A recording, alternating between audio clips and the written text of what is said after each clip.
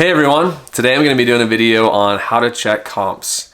If you're at a thrift store or you're at a garage sale and you've got an item that you're not sure the value of, maybe it's a new brand or maybe it's just a different type of article of a brand that you already know and you have no idea how much it will sell for on eBay, I'm going to show you exactly how to look up comps so that you get a range and idea of what will this item sell for. The reason why this is important is because in order to make smart business decisions, i.e. picking up items that will sell for higher amounts of money, you need to know how much they're going to go for.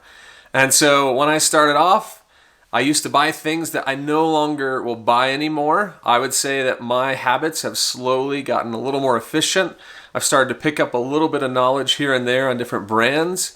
I've expanded my all the brand awareness that I have. So when I started, it was really just a few items that I knew about, and I've slowly grown. And the way to do that, as I've already mentioned, is to check comps. By checking comps, you will start to get an understanding of what brands sell for how much, depending on whether it's a shirt, shoes, a pair of pants, or whether it's even something completely different. It's not clothing at all. So having brand awareness is really crucial because it will save you time. And so all that to say, when you check comps, you start to increase the amount of knowledge that you have on certain items. Enough about that, because you really just came here to know, how do I check comps? And I'm going to actually show you on my computer behind me. I'm going to go to the screen and share my screen with you, and I'm just going to take an item actually that I have on me. I'm going to take this watch right here, and I'm going to look it up, and I'm going to tell you, if I found this watch in the store, how much would I expect to get for it, obviously used. We're going to switch over to my computer behind me, and I'm going to show you exactly how to look up this watch so you can get an idea for what it would sell for now. All right, so here we are on my screen. I'm here at eBay's just front home page. And let's say, so I'm showing you this Garmin watch, and it's you can see I've already looked at it, but it's a Forerunner 35 watch. I actually got this at Christmas. I know how much it's worth new just because of that, but let's just say you're in the store and you have no clue whatsoever, and you're just like, how much can I get for this watch? So I do a quick search, and as you can see, I've got 704 results for this Garmin Forerunner watch. Now, I'm not going to revise this down as far as I'm not going to filter down a lot of these, but there are some key ones that I definitely want to include. I don't want unbranded. So as you can see here, there are 500 unbranded results. So I'm going to select Garmin to get rid of all of those, so that these search results are a little more accurate. When it comes to color, I don't really care about color. What you really want is just the value of the watch, not necessarily, I don't really think color matters in this regard. Another key thing is whether it's new or used, and my watch is definitely used. So I've filtered down brand and condition. And then the last thing I want to do, yeah, that's pretty much all I'm going to do here. I'm going to select sold listings. And really quickly, if you don't have experience checking comps, you'll notice that when I selected sold listings, that it also checked the completed items box field. And so if I were just to search by completed items only, it would show me all of the items that ended, regardless of whether they sold or not. So I would get those that ended that did not sell, and I would get those that ended that did sell.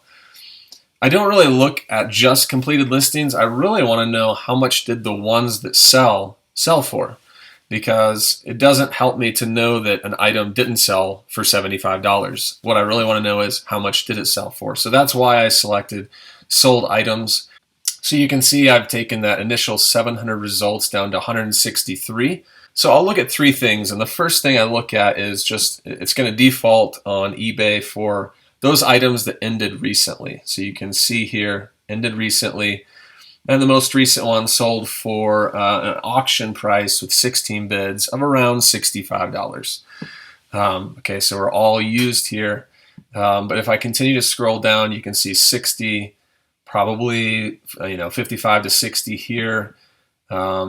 And I will say, I typically will take out the auctions. So if I just go down to buy it now, it's just because auctions can be really skewed. You know, if someone has an unfortunate auction and let's say you only get one bid and you got your minimum price of say 99 cents or a really low price, that's not really going to tell you how much that item is worth because someone just didn't get, you know, they didn't set up the listing correct or they just had bad luck.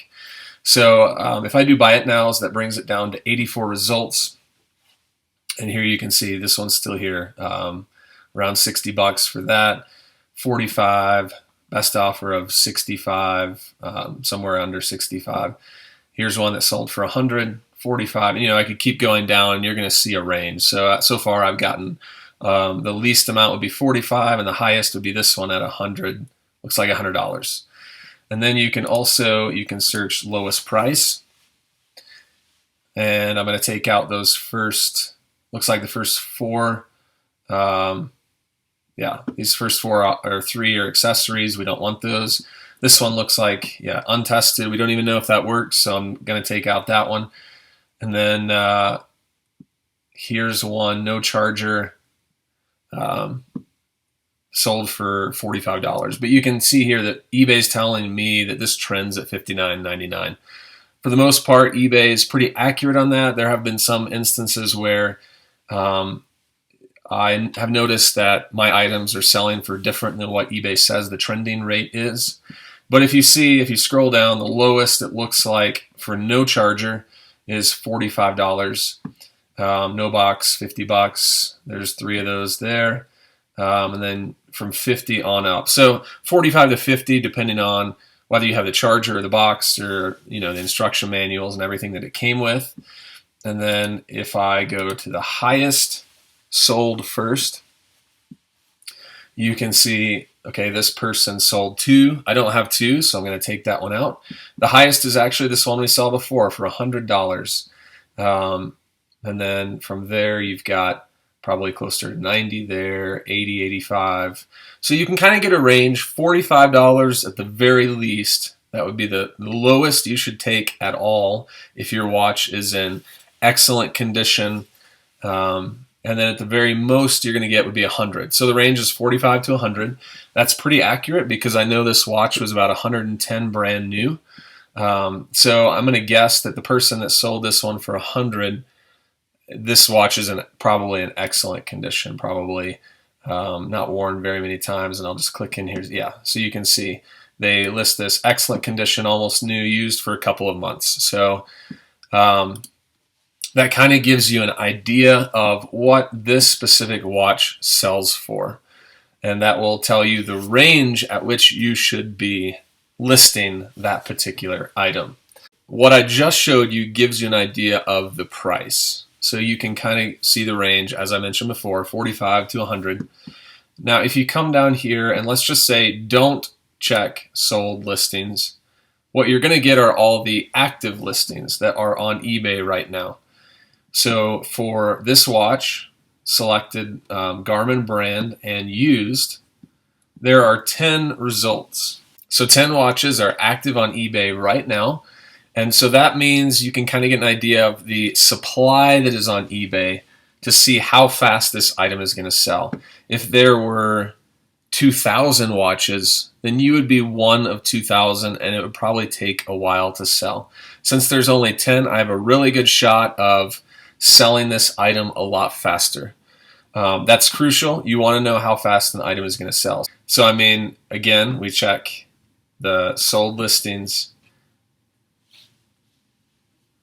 There were 84 sold in the last 3 months. There are 10 listed right now. And I can kind of get an idea that this is a more in-demand item.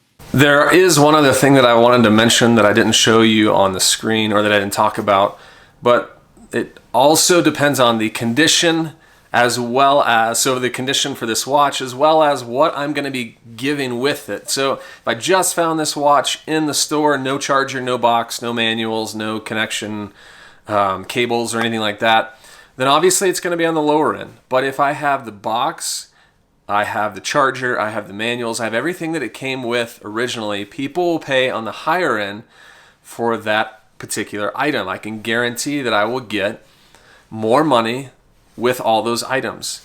The closer it is to new, so when someone gets something, they wouldn't want to just get this watch and then it come with nothing, because then they've got to go on eBay, buy the charger. They may have to buy something else to go with it. So it's very crucial that it's closer to new, meaning come in with all the original parts. And also that the condition is close to new as well if you want to get a higher premium, if you want to get a higher amount. With this watch, since it's mine, I do have the box, and I do have the charger and all the things that it came with, obviously, because I'm using it. So if I were to sell this, I would put all that in the photo. I would show that I have everything. I would list this as excellent condition. It has no cracks. It's functional, and I've only had it for a few months, so it hasn't been used a whole lot. I would probably get $70 to $80 for this watch. So that's what I would expect to fetch for this particular item. So I hope that gives you an idea of how I check comps, at least for this watch. And for clothing, I do the same thing. Obviously, I go through and refine it a little bit and get quick snapshots on what brands are selling for what amounts. That's going to do it for today's video. I wanted to keep this really short and just give you maybe some people out there that are new to selling and are just trying to get as much information as possible on how to run their business and how to sell online. So I want to thank you for tuning in. Thanks a lot. I really appreciate viewers like you. And if you have any questions, feel free to drop a comment below and I'll definitely reach out to you. Thanks. Bye.